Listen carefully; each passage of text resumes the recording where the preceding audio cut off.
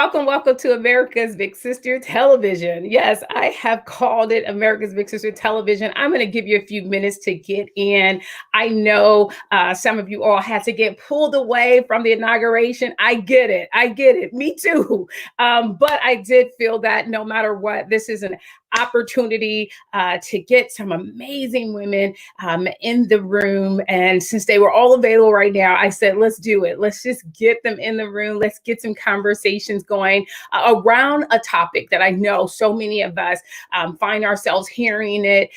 We don't feel that it's as close to us as I want. And I can't wait till these ladies tell you that it is.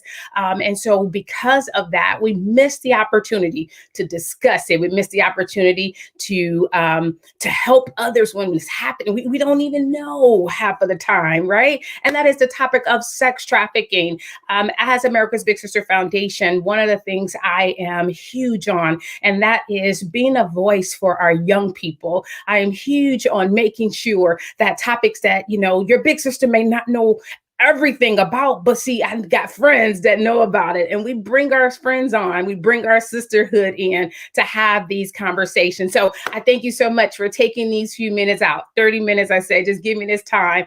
Thank you so much for taking these few minutes out to have a conversation, a discussion. So I do want you to put in some chat questions. I do want to get some dialogue from you all. If not, we're going to try to give you as much information as possible. And for those that is watching this as a rebroadcast, guess what? We are just as excited that you got a chance and an opportunity to hear from some of our amazing guests. And so we'll do, if I had an agenda, here's what it is. You'll meet them one by one. They'll introduce themselves. We'll go into the topics of our own cities and what we're doing in our cities and where, the cities are at in this space of sex trafficking. We'll then go on to even discuss some of the preventive ways or how to recognize sex trafficking. I think it's important. So I have conversation even for my young people to listen in at what to do and how to know what position you're in. And then finally, we'll just talk about ways to get involved. That's okay. I hope it's okay. So enough with me. Let's start off our first guest. And so let's talk and let's meet Laura. Let's talk and meet Laura. Hi, Laura. Hi. Good evening, or if you guys are watching rebroadcast, good morning, good afternoon, whatever it might be. Yes. So yes, we wanted to just want you to introduce yourself. Of course, you and I have met. We worked together. You came to one of our America's Big Sister Foundations All Girls Matter Expo, and it was in 2020, right? And isn't that crazy? Seems like so long ago, but it was just probably not even a year ago, almost a year ago, that you came in. And I must tell you that those girls said you were the best. Everybody was like, how was her the best? How her room was the best for her? They were saying she was amazing. It was how you positioned it to them. It's how they said you had the discussion. You didn't just throw information. You asked them questions, and I love it. I loved it. I was like, oh my God, we got to have her again. So thanks so much for coming in and just having this moment with us. But yes, tell us a little bit about yourself.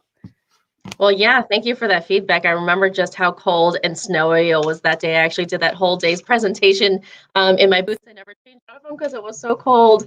But I am the human trafficking specialist at the Chicago Children's Advocacy Center. I've been there for a couple of years at this point, and primarily what we do at the Chicago Children's Advocacy Center is that we see all cases that's referred by law enforcement or Illinois DCFS on allegations of abuse of children. And so the majority of the cases that we do see at the CAC are child sex abuse cases, but we do also see cases of physical abuse and witness to violence and forms of maltreatment as well. And so we get our referrals from mostly law enforcement, like the Chicago Police Department or DCFS, like I had said. And it's based on incidences that happen in the city of Chicago. The city of Chicago is is an area that I'm really passionate about. Prior to being the human trafficking the CAC, where I now work strictly with individuals under the age of 18, I was the executive director of a very small nonprofit called Traffic Free, and our focus was also the city of Chicago. But in that time that I was the executive director, that was about 10 years of my life. And we worked mostly with adult female survivors of sex trafficking or those who were at risk. of being trafficked. And so a lot of my background now, I'm lucky enough to have a mixture of, I guess, experience and expertise working with both adults and minors. So, if people have questions on differences or similarities in working with either population, I'm happy to talk about all of the above. And so part of what makes my role different at the CAC is that my role was actually funded brand new in 2019 by the Office for Victims of Crime. The CAC received a grant that year to fund myself as well as a human trafficking therapist. And so, in having somebody who focused a lot on, who focused solely on commercial sexual exploitation of children, my colleague Tiffany has been at the CAC for about a year prior to me. And so, while she was there, she was getting all these cases that were allegations of trafficking that came once again straight through investigations that were started by CPD or DCFS. And she was seeing these cases, but we knew that we had more capacity to identify more minors. And if you look at the city of Chicago, a lot of great organizations out there. We can give those resources, when this video is posted.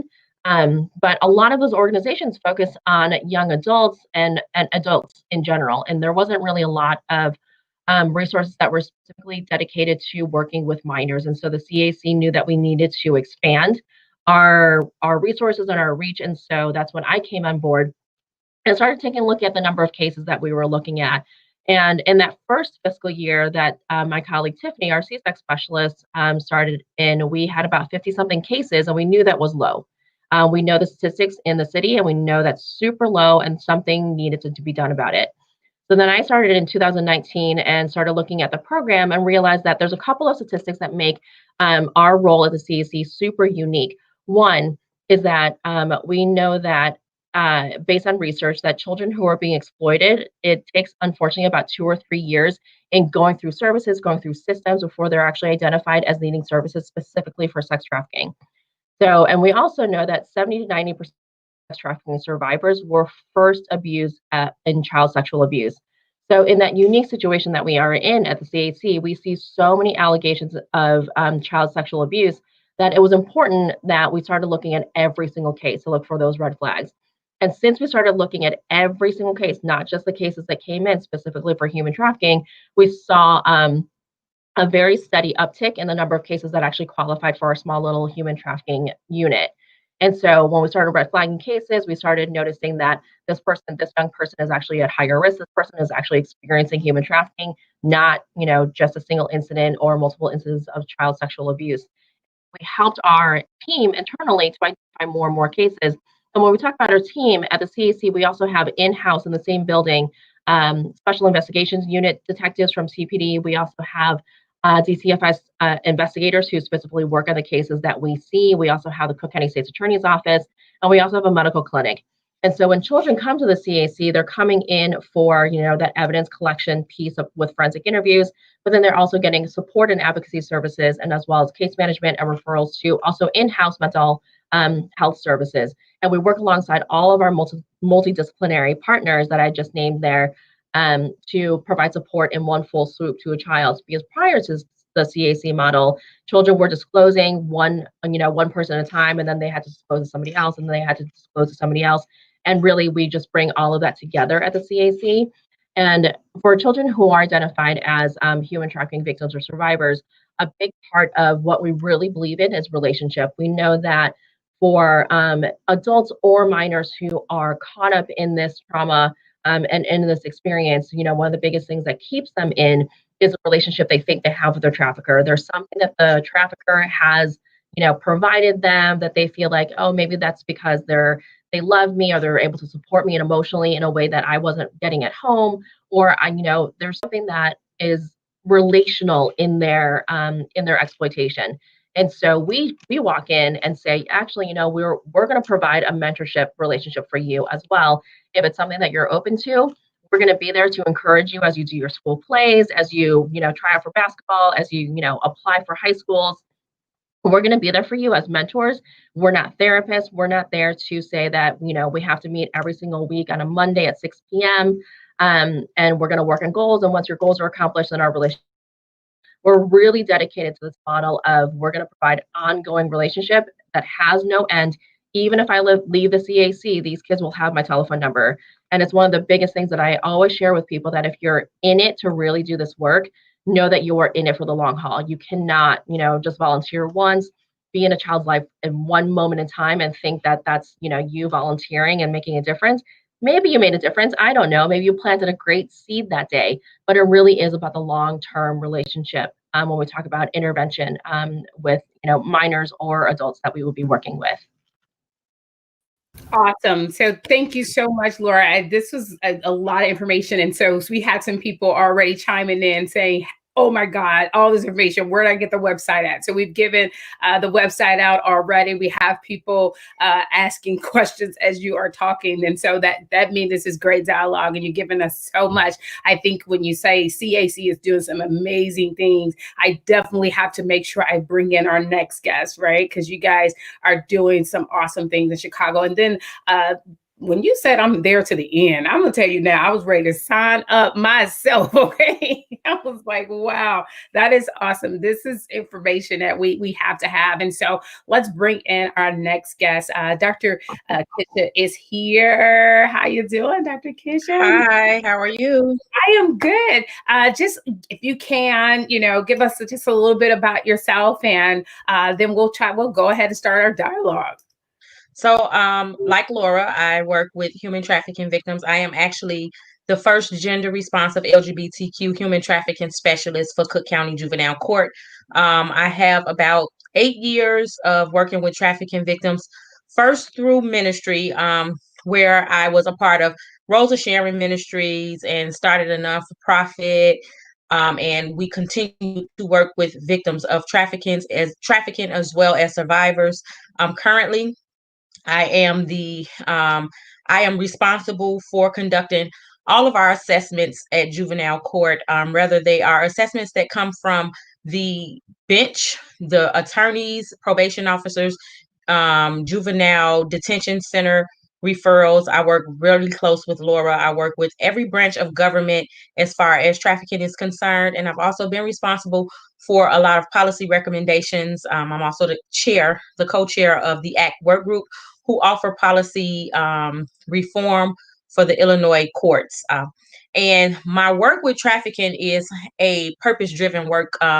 Because it started with ministry, I'm always going back to the need to just stand in the gap for individuals that find themselves voiceless or with very limited choices. And like Laura made a great point about the work itself. Being involved in this work is not something that you can jump in and out of, because we're talking about individuals who probably don't have a support system outside of the work that you guys are doing together.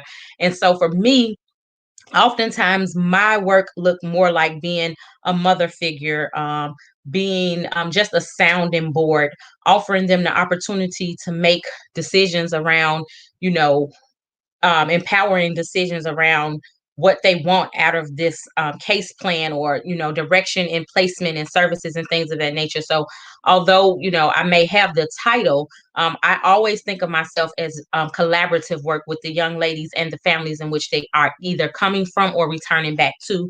That's very important to understand. And sometimes we have to remove individuals from their home environment because of the fact that they were trafficked in those areas, or they need to be removed from that trafficking situation. But it's also important to note that this is a journey, and so removing them is fine, but you also have to be willing to journey with them when they're returning home, because they're returning home to a family that really don't understand what's going on. Other things about the work that I do: I'm the founder of Girls Night Out, which is a demonstration, a live demonstration, which we take to the streets in order to bring awareness around the issue of human trafficking. This is our third year. We started in 2019, where we took over Roseland.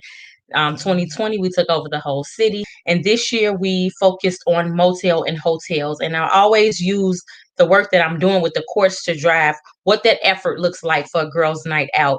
And so today I'm really ready to have that conversation around, how we can look for signs of trafficking, what to do when individuals find themselves in that situation, or know someone that may be in that situation or at risk of that situation. I also think that it's important that we start having some conversations around preventative work. How can we keep individuals from those situations. And so I'm just really ready to get into the conversation. I don't want to talk too much about me. I can be found on all social media platforms, bios, speaking reels. And so you can find information out about me, but I want to make sure that we are able to have conversation, real dialogue around what is needed in our community to prevent so many young people from becoming involved in trafficking. Perfect intro. Yes, perfect intro. Let us all kind of get into that conversation. I think that's what we've been waiting for too. Some of us like, okay, I love it. I love what you guys are doing. So let's talk about what are some of those signs. And so before we go there, I'm wearing this blue hair, guys, on purpose. I need y'all to know I did this with this thought.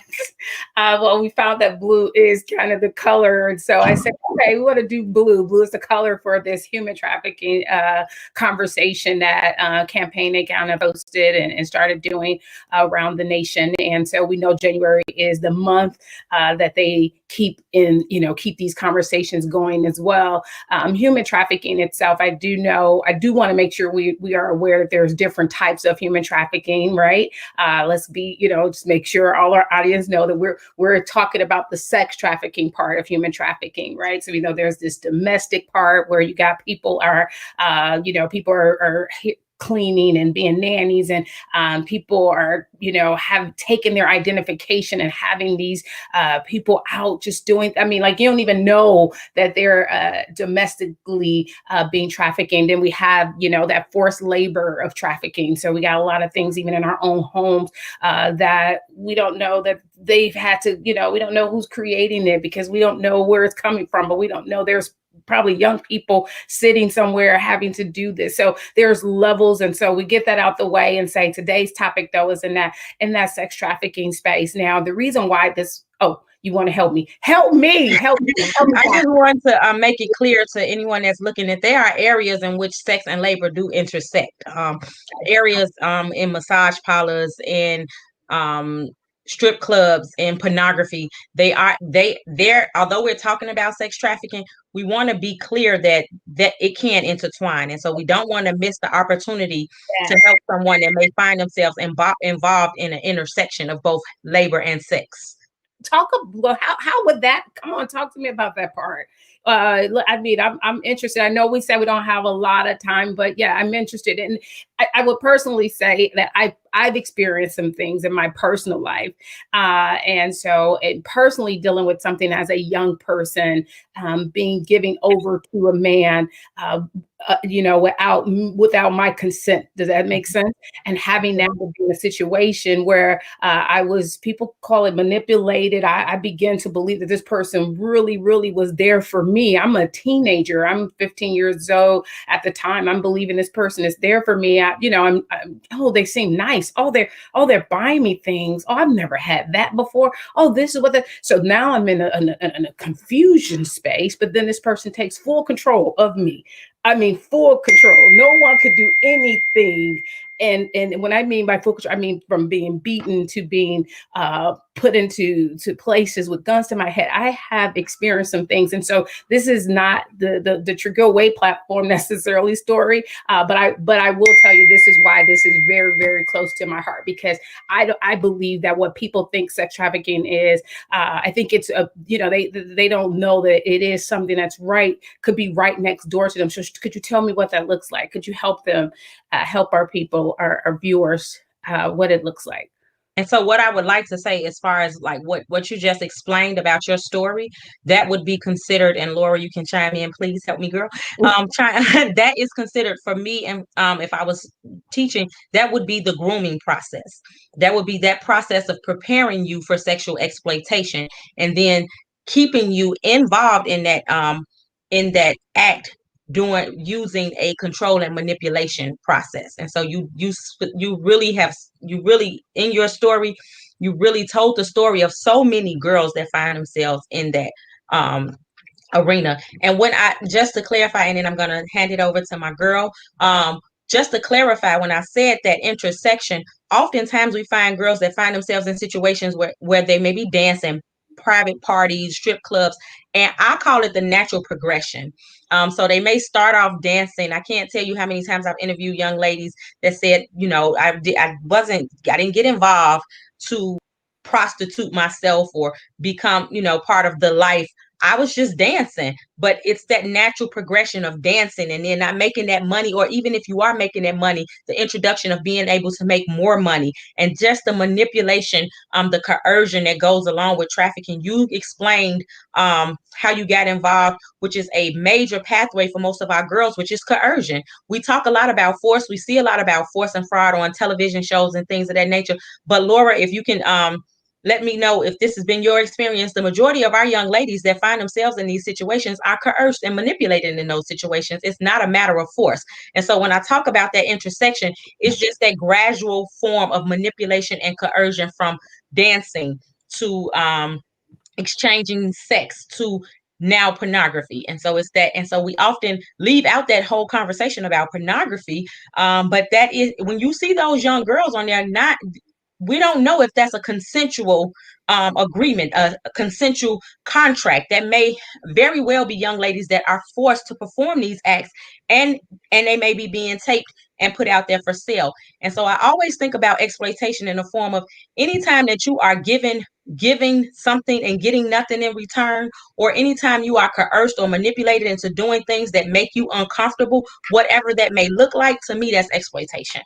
Yeah, absolutely. And for those of us who are watching, Kisha and I work very closely together. So, we're always talking about our kids, and and she's serious about it. It's her kids. And once you become a kid of Kisha's, you're her kid forever. And so she's right. A lot of times when we're talking about force, the cases that we see, the force does come, but it comes so much later. It's that initial, like, one of the what there. I can give so many examples, but I know for one of the girls that I think we've worked with together, she was going to a party. She was invited to a party at a hotel, and especially with COVID, kids are wanting to get out of the house.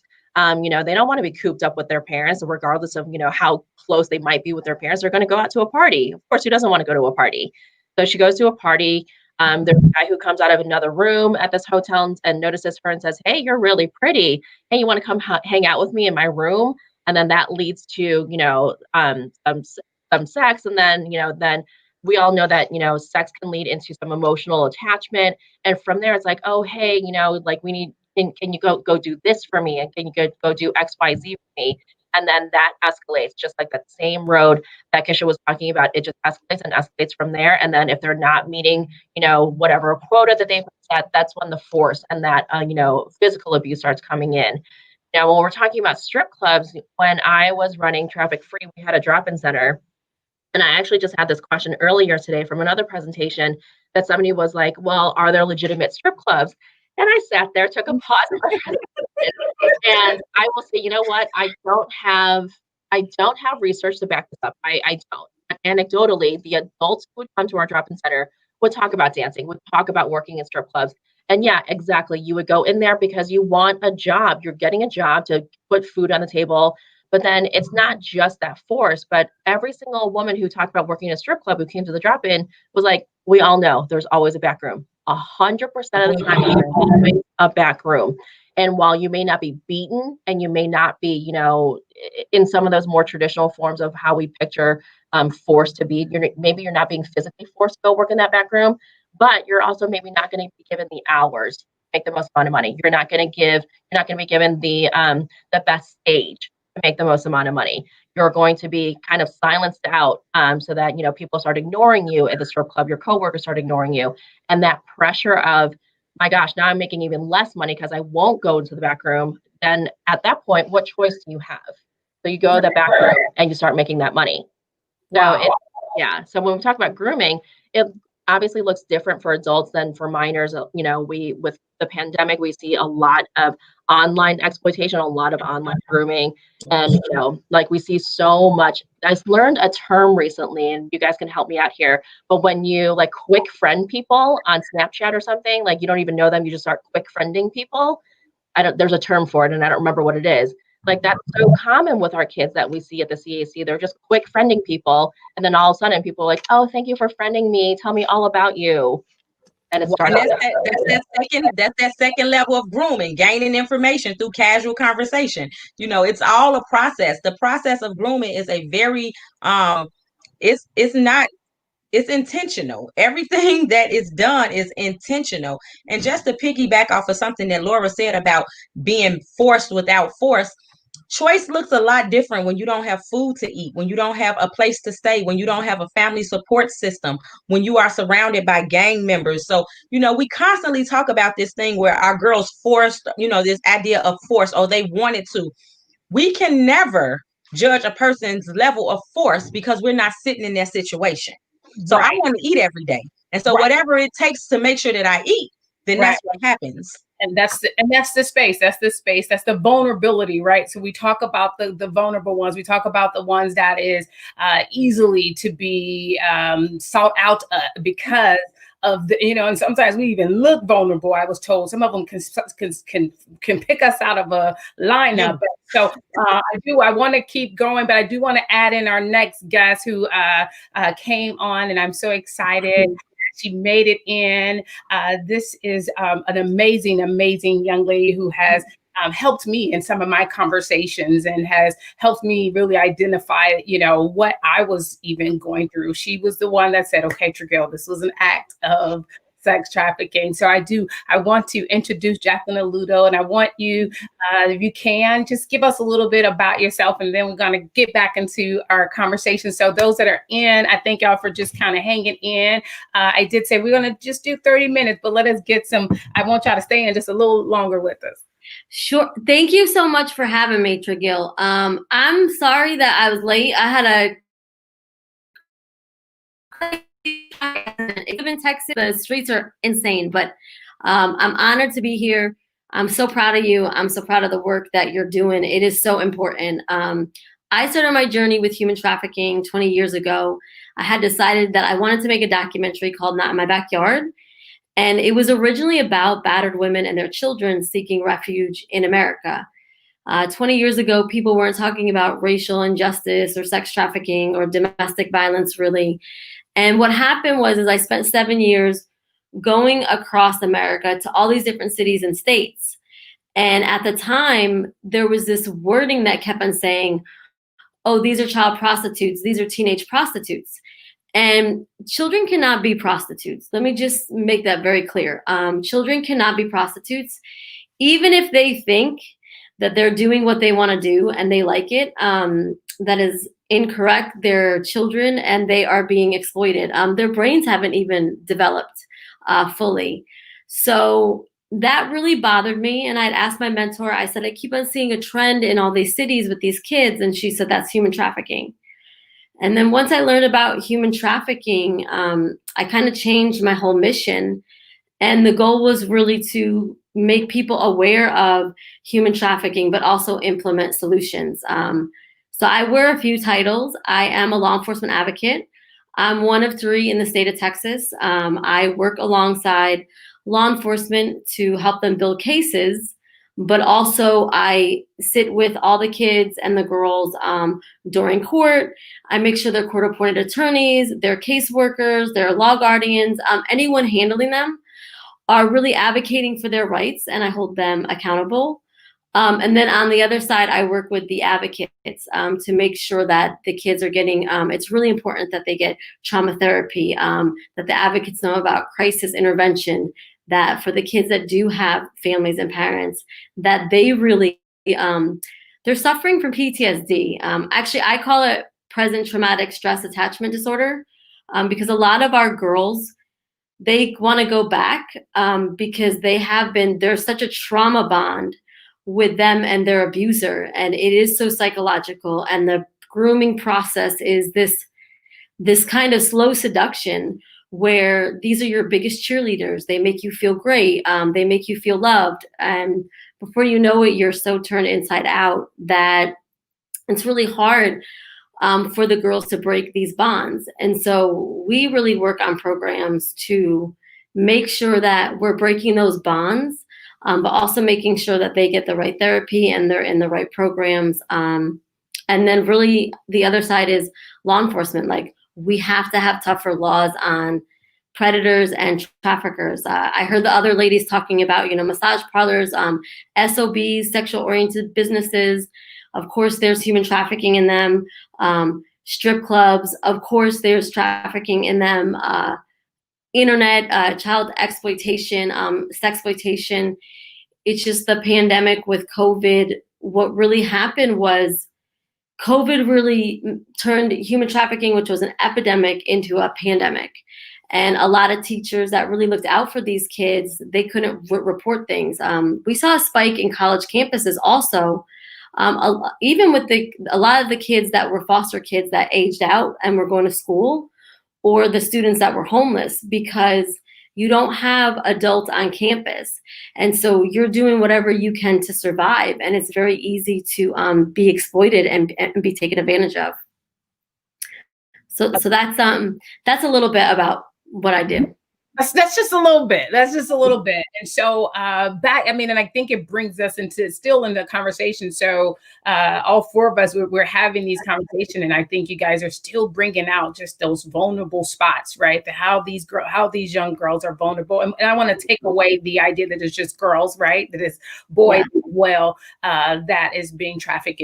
And so we know that. And so the last few weeks, our America's Big Sister page has been posting even, the cities and which cities is the highest, which one, falls on the top 10. And so we see that it is very prevalent. So FYI, guys, she's out of Texas, Houston, Texas, if you guys didn't hear her mention it. And so and because I'm in both, I have my first home in Chicago, second home in Houston.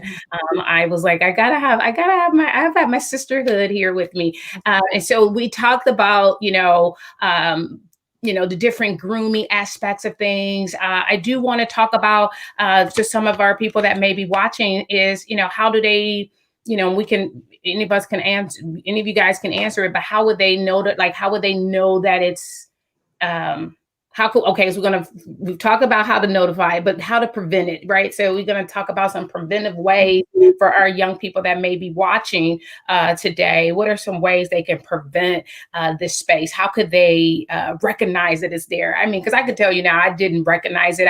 Because I always thought it was somebody's going to ride up in a white van and put a thing over my head and take it away. I've always thought that is what that looked like. But then to be in a position where you say, no, it was someone who knew a family member that then came and then they spoke. And because I'm without, my covering at the time, which was my mom, I'm now left to be in a space. I can tell you now that would have never happened to me if my mother was present. I am clear of that, to where when she finally was available, that's how I actually got out.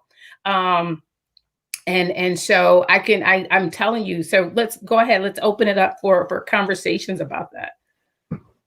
So I think one of the things that me and Laura spoke about is this idea of social media being such a prevalent part of the recruitment and even the turnout, like the introduction to a pimp or a trafficker. And so I think that when we start talking about preventative methods, we need to inform our youth, parents, anyone that's involved or come in contact with our minors or even adults, some of the pitfalls that happen with social media, being aware of different emojis and what that means, being aware of that process, because I know with me, I'm seeing a lot of grooming taking place just on social media, in the inboxes, in Messenger, on Snapchat, So being able to get some awareness around some things to be aware of when we're talking about social media. Although this whole white van, this white van myth, there are some instances where individuals are, being trafficked or snatched, or even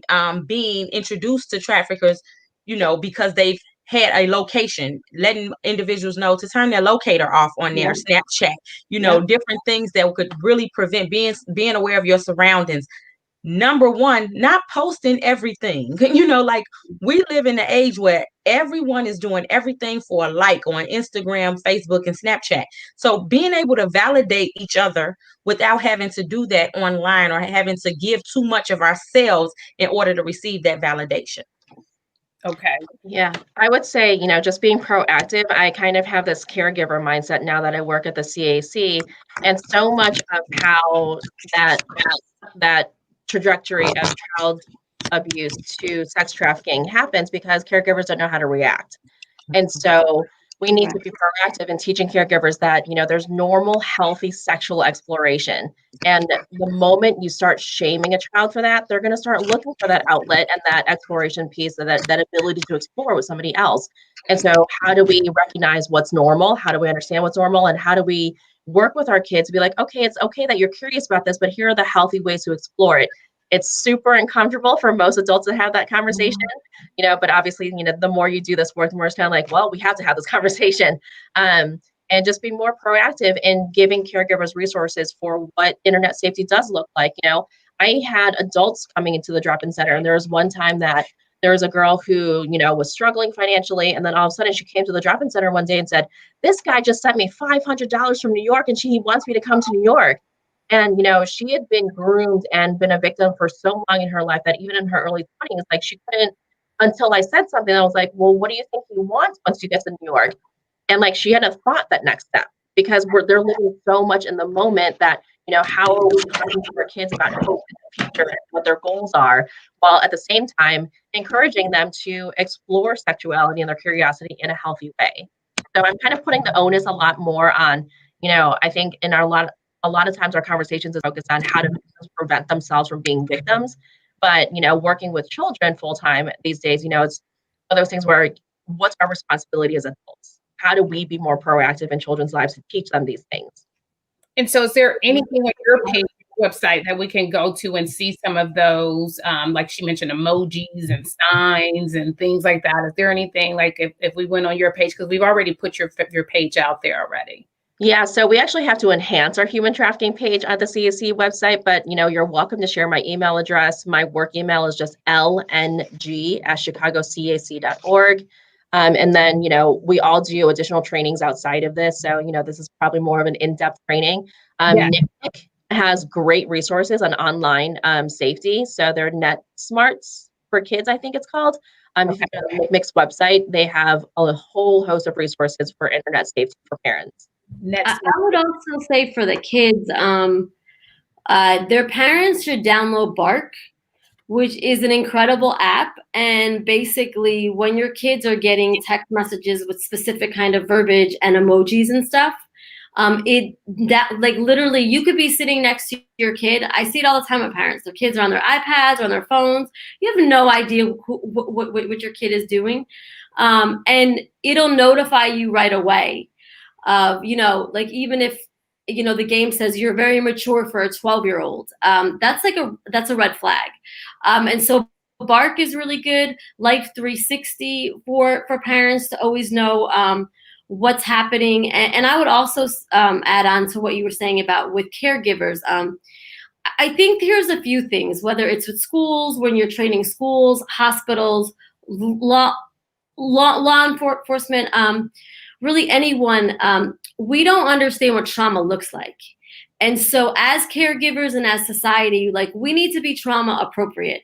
And the issue with our country is that we expect victims to say, please help me, I've been exploited. And the kids I deal with kids every day, all the time, in detention centers, in good communities, in foster care. And they're not like that. 95% of them are like, first will cuss me out or not tell me anything, or tell me they're not a victim. They would never do this. And it's our job to meet them where they are. It's our job to understand that this is what trauma looks like, and that we need to meet them and be trauma appropriate, not get frustrated and not put our own biases on them. And it's something that I get frustrated with. I work for the 4th largest task force in the nation. And it's something that I always say, whether it's with the law enforcement or whether it's with NGOs, is that I think we're still failing our children. And I say that not because there's not a lack of. This is such hard work. You're exhausted. Of course you love these kids. You want everything for them. But between our justice system, we really need to make some changes. But also that survivors and people who have been very exploited, they're broken. And when we expect broken people to act whole, it's just an insane concept for me. So one of the things that I really like to tell people is trauma looks like bad behavior. Trauma is bad behavior. And let's meet these kids where they are, and make sure that they don't feel ashamed. They don't at all. And we've just done different approaches. Every kid is different. But they're all amazing. And I'll say this, once you get through to them, you know, they're some of the most creative, amazing people. It's just really our job to really get this right. And I just don't think we have gotten it right yet. And I'd also say, until we really study the trauma and effects on the sex slave trade and slavery, we're not prepared for this kind of trauma. No masters, no college, because this is a trauma like nothing else. And until you work on the front lines, it's really hard to understand that. So those would be my yeah, it's like we will never get that full, understanding of it. But I think, I think we're getting somewhere, at least with some of our comments that's coming up. Some of the ladies is talking. Someone wanted to ask, how do we protect our LGBTQ group from, getting and being exploited as well? You protect them the same way you would protect any other group of people, because there is no difference. The grooming process doesn't look much different. The process is the process. And one of the things that I think that when we talk about this work, I've done several research projects around trafficking, but no research can prepare you with dealing with human beings. And I think that when we start dealing with people on a human to human basis, it doesn't matter how much education you have, whether you're a survivor or an advocate. We are first people, and people come in all different shapes, shades, lifestyles, and we have to be able to, I think that one of the most profound things that Jacqueline said was about these biases that we come into the room with. Everyone would love to say, I have no biases. We all come into the room with biases, but being able to check those biases and deal with that human being that's in front of you, not the stats, not the data, but that one human being at a time. I think that that's the only way that we're going to be successful in this work.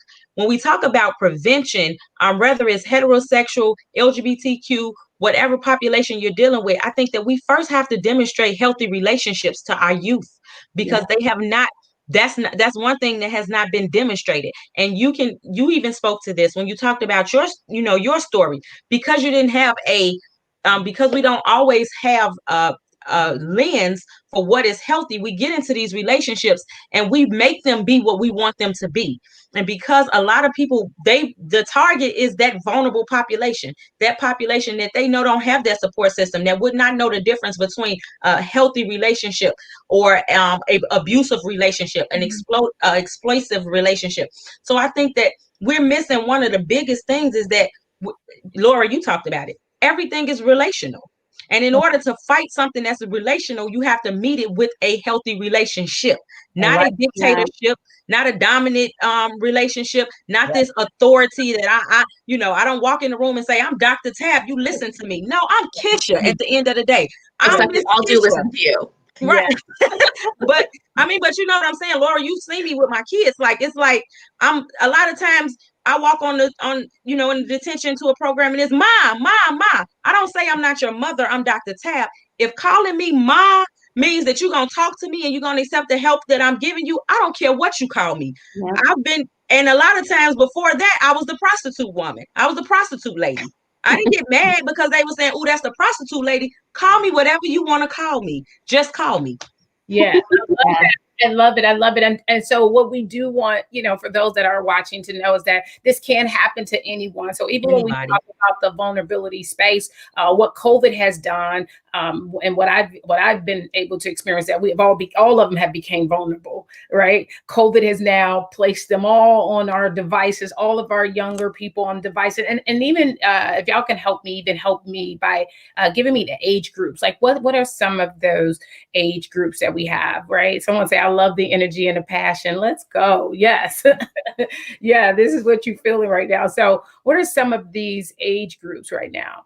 Well, if I can jump in and answer that really quickly, when I was running Traffic Free, the average age of the woman who came to the drop-in center was 33. So we Okay. had women as young as 18, of course, and then as old as in their 50s and 60s. And so, but whenever we, did the demographic data average, it was always 33. Now that I work with kids, the average age of kids who come into the center is 14. You're going to hear a lot of different research and reports that say that the average age of entry into prostitution for minors is 12. We know that it could be much younger, but I'll just tell you from our own internal statistics, it looks about 14. But we also know that kids younger and younger, once again, it's part of it is COVID. 7, 8, 9-year-olds are constantly putting riskier and riskier photos of themselves online because they want those likes. They need that popularity. Like we all remember wanting to be popular and wanting to be liked. And now with COVID, the only way you get liked and get popular is online. So, I don't think that 14 is reflective of the actual average age, nationwide, but it's what we see at the CAC. And then just to be clear, like with the work that all three of us do, by the time that we have become involved in that minor's life, they may have been working since they were 12. I think the youngest girl that I've dealt with was 11. That was the youngest person that I've dealt with. But even with her, I was not, I didn't get in 2 days after she, got involved. She had already been involved some time before anybody intersected, or she was even brought to the attention of any authoritative agency. And so I think that it's hard to determine that, you're right, Laura, most of the research says 12, but I don't know where we got that from. Like, I just feel like we heard someone say it and then that's what it was. Yeah. But when we think about like the girls that we work with, I would agree that, I have more 14-year-olds than I have 17-year-olds. And so to me, that's heartening, that for me, that makes that work a little difficult because like Jacqueline said, they have not developed any sense of, although we talk about right and wrong, we have to be honest that our brain really don't develop until we're about 24 years old. So I can think of some relationships that I was in when I was 24, 21, and I'm like, I can't believe I fell for that. So imagine somebody that's 14 and they're being groomed by somebody that's 40. Yeah. So that power dynamic, is a mother. Like it really gives you this, it really sets, this bar on where, I'm afraid to say something. I can't believe this grown man wants me. I must be special. He's giving me this time. All of those things are running around in a little girl's mind. And just think about us on, we all grown women. But when somebody, tell you look good, when they tell me I look good, I'm like, girl, for real? Like, and I'm, I'm 44. So imagine 14. And that is so true. Here in Texas, with just what we're seeing is since there's so many different kinds of human trafficking and how to groom and lure for the internet, like a lot of the kids now that are 7 and 8 that are playing these video games, and especially with the boys, it's like, if you want money, hey, send me a picture, take off your shirt, I'm another little girl, I'll take off my shirt. And you have these child sex trafficking rings, and then before this boy or little girl is doing it, they're sending naked pictures to another person that they thought is another kid, but it's a child trafficking ring. I had a case like this, and the FBI actually interjected, thank God, because they knew it and they had exploited so many other people. And so I am here in Houston, there's like a specific gang that just only wants 13 and 14-year-old girls. And we always know that in that area and during certain markings and branding and at their age, a lot of them are foster kids. A lot of the kids are, girls in crisis. And so it's interesting because you have like your cartel, you have gangs, and you have your street pimps. There's so many different versions. And here it's just really what won that gang or that trafficking ring, or if it is exploitation online, it looks really different. But sadly, my youngest case this year was 8 years old. And it's because of these games and an iPad. And I see it, with my daughter. I'm like, what are you looking at? Like, what are you watching? Because even how YouTube and these algorithms, they literally, like Pornhub, pornography that is spending billions of dollars to Google and YouTube. They literally, on these child games or these child internet like YouTube, will send your kids there. And so these are just things that, until parents or kids are educated and aware of, it's really, grooming and luring is going to become younger and younger. I mean, when you said the video games, I had nieces, should I say, I had family members asking, me for money for the video games. And so it's like, what? They spending all this money on video games. Why they need all that money? Well, they say my nephew, he be pressing a button, like, so his mama credit card be all expensive and she don't even know why. But I didn't know that, for those that can't afford it or who don't have that credit, there are other ways that people are giving them dollars for it. I mean, Just playing online. Yeah. So this conversation, I think for me, it hit a peak at some point. And what I felt that I was a little saddened by is that how it started dying down. It was some peak moments when the young ladies get out of jail. This conversation, keep having these peak moments and it'll die down. And what that tells me is that there are some powerful people in position that could be benefiting from this, right? Some powerful people that is as soon as it gets high, it's affecting some people, right? It's affecting their dollar some kind of way. And so I know this, that, whenever you get people that, these conversations not going further, it's bigger than us. And so I want us to keep having these conversations. I have this pyramid type of thing in front of me, and anytime I have conversations, I always write a pyramid. I always say, hey, when you have a pyramid, this lower part right here is going to cover the most area. You have this middle part here that'll cover medium size, and you have this top. I do believe there's these 3 levels that people can get involved in. I do believe these 3 levels is, if we all making a difference in these 3 levels, whatever level we're in, I think we can get there, right? This bottom level is the grassroots. This is the ones that's in the community centers. These are the ones that's in the schools. These are the ones that's right here in our hand, in our reach. I do believe the second one is the people that's writing the laws, these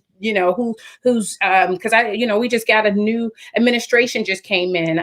Maybe you guys can tell us, is there any new laws that we need to be looking at, and who should we be doing something together where we're sending letters out, and even with our the people that's making decisions, is there some people that we can start writing letters to? What can we do? I want to now open up that opportunity for all those that's on. What can we do? No matter what level this is, and you guys can give us that. What can we do to help, to get involved? Because some people are on here and they never experienced it, but they know that it exists. I remember having someone even in my church, she came up missing, and my mom was looking for her, and she was looking for her. And even that situation seemed odd, that she was over someone's place. And I mean, we got police involved searching for her and everything. And at one point, I know for those that lived in Chicago, we kept seeing missing people. Man, I just was saying, it's like, what's happening? Everybody's, what are they doing missing? And so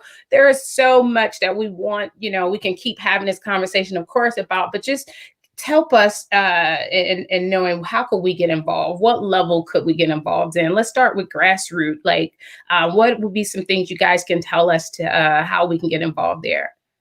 Support local grassroots organizations because they need funding. Oftentimes we talk about peaks and valleys. You can have an organization that's doing great work, but if we're not generating those funds to that organization, they're limited in which the work that they can do. And so I'm always very, very verbal about, put your money where your mouth is. If you know of a grassroots organization, and vet those organizations and make sure that they're doing what they say they're going to do with the money. But we have to finance these organizations. We cannot expect them to be able to help individuals if we're not willing to help them. For me, that's key. We often wait on grants, and we know that grants it's a popularity contest. It's whatever's trendy right now. But this is something that has been going on since the beginning of time. And so if ever we are putting our dollars somewhere, we have to make sure that we put it where we know a problem has existed. And this problem has existed since biblical time. So when you're thinking, anybody that's looking, if you're looking to put your money to an organization, Put your money towards an organization that's helping exploited youth, that's helping survivors, that's helping with housing deprivations of mothers who found themselves having to sell themselves to house their children. Like, we have to put our money into these organizations, and we have to hold our elected officials accountable for what they said they was going to do when they wanted our vote. And so you talk about missing girls and all of this, all these are not new issues. These are issues that's always been the case. So as voters, we have to make sure that we are in contact with our elected officials, saying this is an important issue in my community. This is an important issue in my state. And I want to make sure that it's important to you if you want to continue to remain in this seat. Anyone in Chicago that you can think of that is in the race of helping in this space? Robin Kelly, Representative Kelly. She's very she's very involved in trafficking work. I've worked with her on several platforms. Even she's even taken me to DC to speak, at a congressional caucus. And so I think, she's somebody that, you want to make sure that, if you're trying to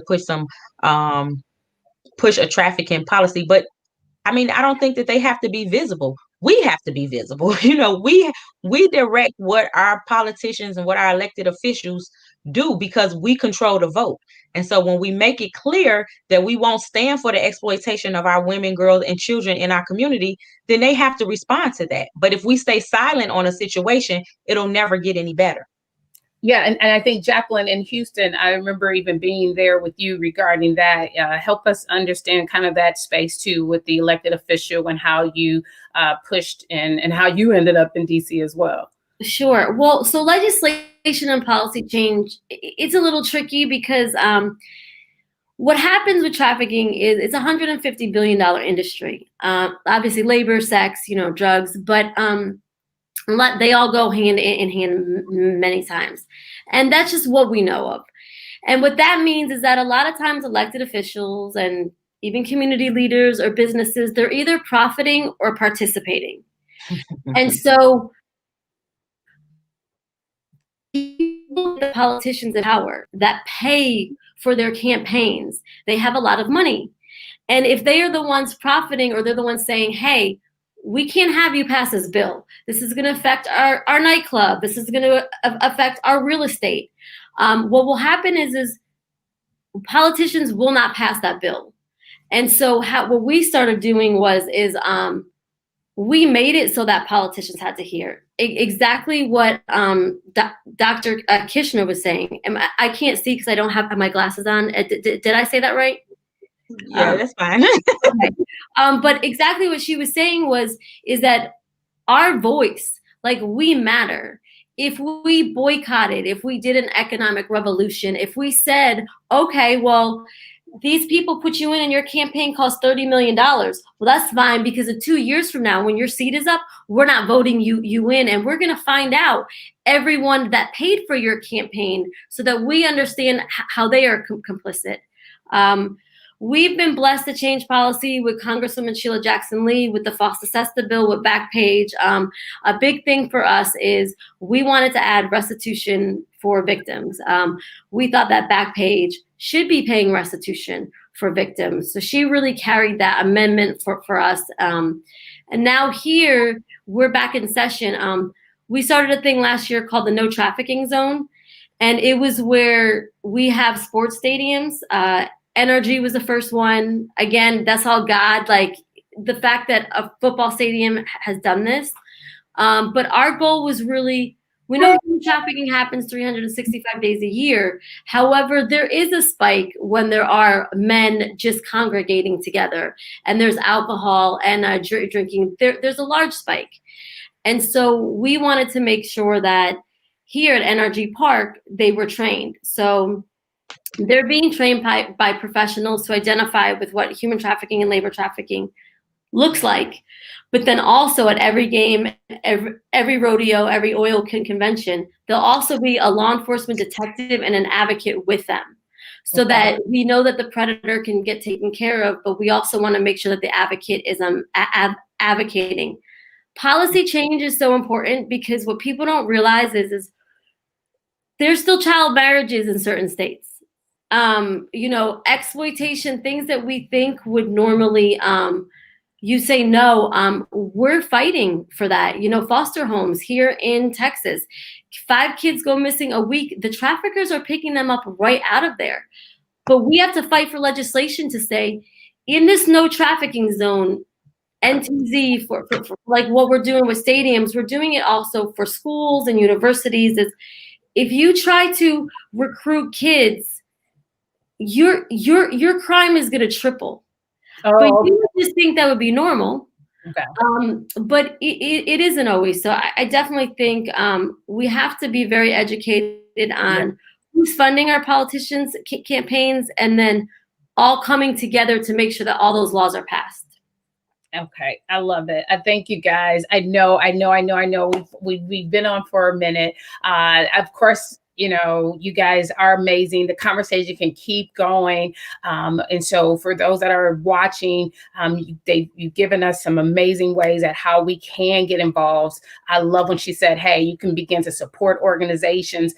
You know, get involved in a political space. Find out who in Chicago, I think we have aldermen and things of that nature that we can get closer in, we can get more involved in, but we definitely have to get involved, to do something, right? Could we do that hashtag do something, hashtag get involved? This is you know, in your backyard. It is not far away.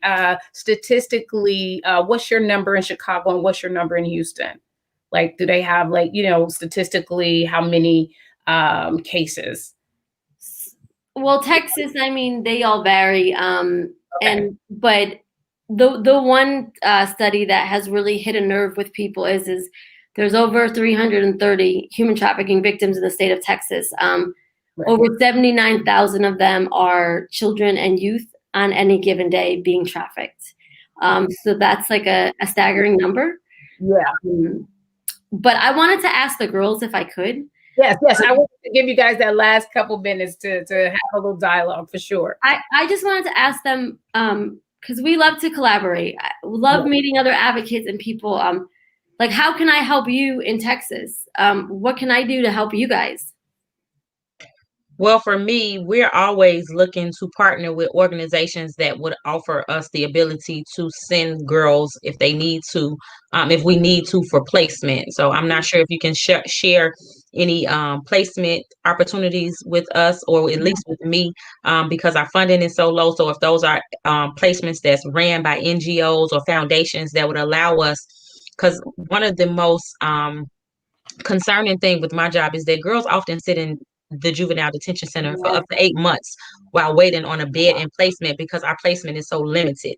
And so having organizations outside of the state that we can offer up as placement, potential placements, is really big for me and the work that I do.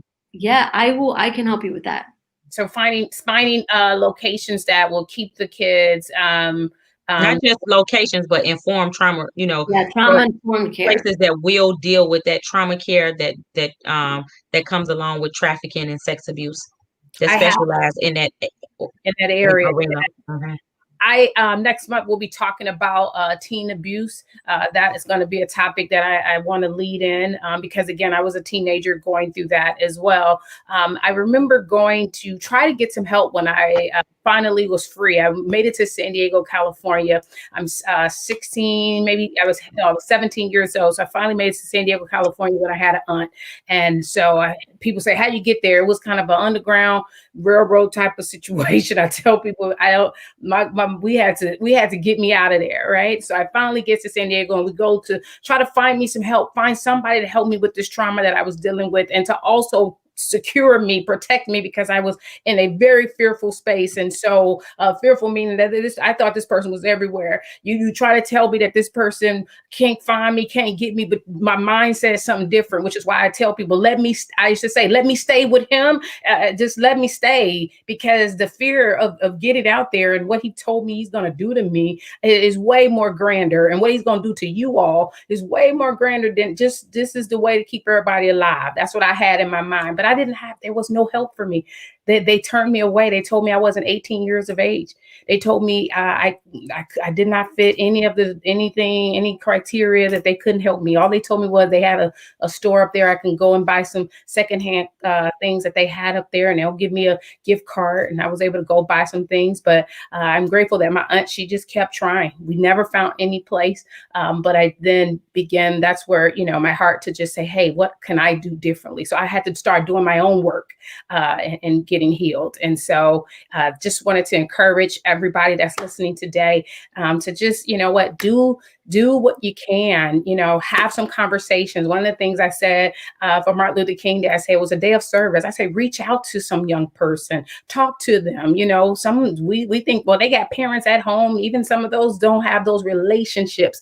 I love when you said, let's show these healthy relationships. Let them be able to identify, let them be able to, see the difference and know when it comes to them, no, that's not what I want for my life. And no, that's not okay. And so I'm grateful. Any last words y'all have to say before we go? I owe y'all big time. And I don't know, I should have had Uber Eats to send y'all something. What's wrong with me? I'm so feel bad now. Any last things at all you want to say before we go? I think Jacqueline really led into some good last words. Is collaboration is key. There is enough work out here to be done, and we don't have to be selfish with the work. Laura has been a blessing to me. Being able to be on a call at a Zoom court and say, "Hold on, let me call Laura," because I know that when I call her and she say, "I'm going to reach out to that minor," she's going to reach out to that minor. And so I think it's important that when we do this work, we start developing some relationships so that we say that how our youth need or our victims and survivors need a support system.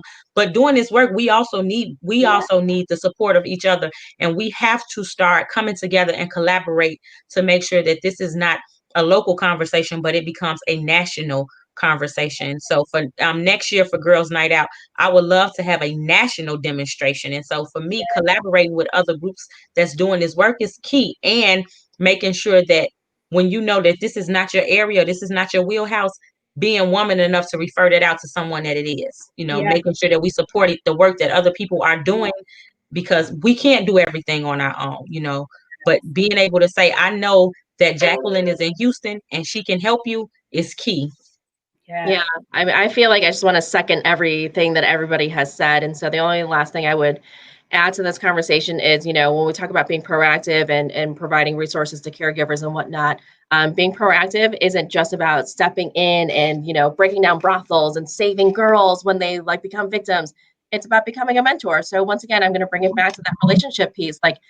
It's glamorous. When I first started doing this work, we had volunteers who were like, let's go break down brothels. Let's go talk to law enforcement and teach them what to do. And it was like, actually, let's hold on. How can we actually prevent it? Prevention is not as glamorous. It's not as sexy. It's not as, I'm going to brag about it over social media that I'm this great person, but it's what's needed. We need to prevent something from happening. So if you have capacity to be a mentor, then go be a mentor. And if you don't have capacity to be a mentor, then go give your money. Very good. Let's end it there. I'm telling you guys, we got to be proactive in the space. I don't know. That's what America's Big Sister Foundation is about. We're trying to be proactive and not so much reactive. And that's when I know the girls are motherless teen girls. I know they don't have their moms in their present, although some of their moms are in jail. Some of them may be on drugs. But these are the young girls that I feel, listen, if I can help them before they go over there, let's do it. And so, yes, mentors is absolutely. And this is mentor month as well. I'm telling you, we got so many dates that we try to celebrate, but we miss having the conversations. But I do believe we're in a time that everybody want to help. So even when I wrote in my Facebook page looking for mentors, I had over 100 and something comments. And I was like, whoa, I was blown away by the amazing support. But I know you guys want to help. And so please reach out, and let us find some ways that you can help mentor some of these girls. I'm definitely going to send y'all towards Dr. Kisha and Laura for sure. So that's it for us. Thank you guys so much. Thank you guys for getting on. I love y'all so much. So we definitely going to do some things together, and we're going to have either y'all come to Houston, we come to Chicago, and for anyone that is watching and you are an advocate as well, please put your information in here and your comments and let us be able to circle back. We're going to be watching these comments. Just let us be able to begin to build this, the support group that even us, that we need while we're trying to help those young people. So that's it for us, y'all. I will talk to you guys later. I love y'all for real. See We y'all. love you too. Thank you for having us on. All right. Bye-bye. Bye.